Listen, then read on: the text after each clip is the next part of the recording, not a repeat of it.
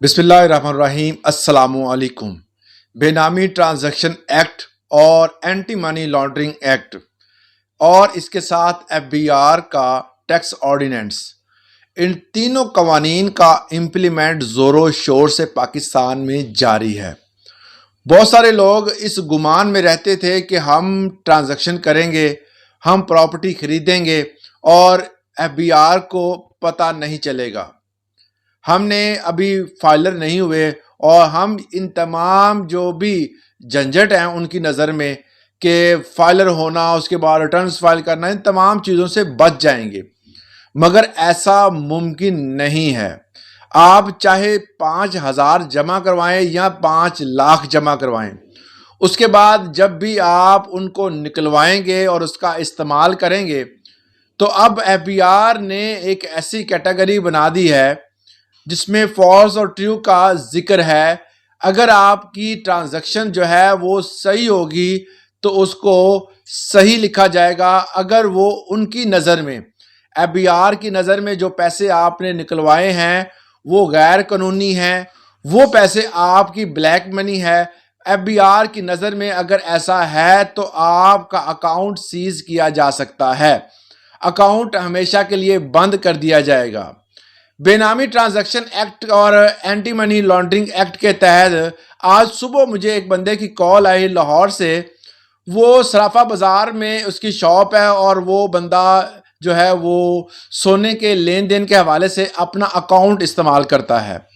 اس نے اپنے اکاؤنٹ کے ذریعے بہت سارے لوگوں کو ٹرانزیکشن، ظاہر ہے کہ جو بندہ سونے کا لین دین کرتا ہے یا سونے کی جو اس کی شاپ ہے تو اس کو لاکھوں روپے بلکہ کروڑوں روپے بھی اس کو جو ہے وہ ٹرانسفر کرنے پڑتے ہوں گے اور اس کو لینے بھی پڑتے ہوں گے۔ تو کاروباری بندہ ہے اور اس بندے نے کیا کیا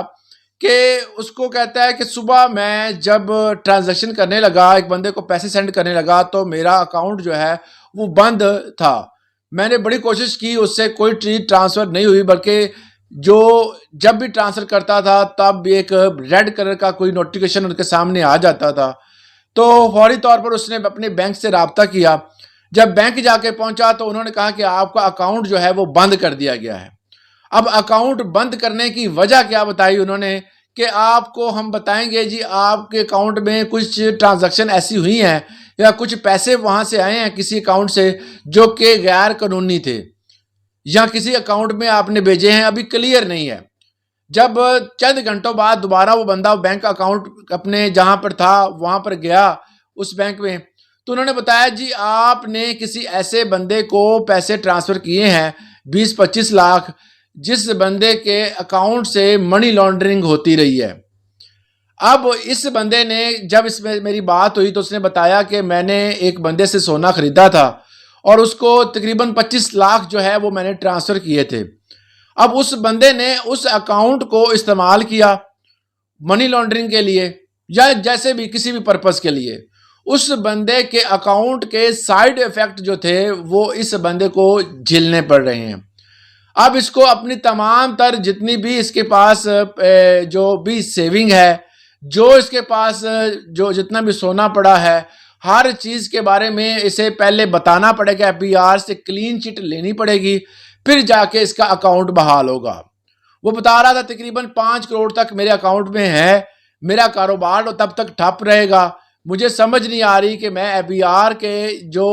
ادارہ ہے اس کے ساتھ کیسے جو ہے رابطہ کروں، مجھے کوئی نوٹس نہیں آیا۔ پھر اس نے جو ہے اسٹیٹ بینک کو ای میل کی، جو کہ اکاؤنٹ کے حوالے سے تمام تر ڈیٹیل بتائی گئی کہ ہمارا جو ہے اس معاملے سے کوئی تعلق نہیں ہے۔ پھر انہوں نے 1 ہفتے کا ٹائم مانگ لیا کہ ہفتے میں ہم تحقیقات کریں گے، ایف بی آر کو مطلع کیا گیا ہے، ان کی ٹیم آئے گی، وہ آپ کا اکاؤنٹ چیک کرے گی، اگر آپ ملوث نہ ہوئے تو آپ کا اکاؤنٹ کھول دیا جائے گا۔ اسی طرح کی بہت سارے لوگوں کے اکاؤنٹ جو ہیں وہ ابھی بلاک ہو رہے ہیں۔ آپ پیسے جمع کرواتے ہیں کاروبار کی نیت سے، مگر آپ کا پیسہ جو ہے اس کا لین دین جو ہے وہ ایف بی آر کے آڈٹ میں اگر آیا اور وہ آڈٹ ہوا اور آڈٹ میں آپ کے جو پیسے ہیں وہ زیادہ آپ کے خرچ اور آپ کے باقی معاملات سے ہٹ کر جو بھی پیسے آپ کے اس اکاؤنٹ میں موجود ہیں اس کی اگر آپ نے منی ٹریل نہ دی، آپ نے وہ ڈیٹیل نہ دی، تو آپ نے اپنے کاروبار شو نہ کروائے تو وہ بلیک منی ہی کہلائے گی۔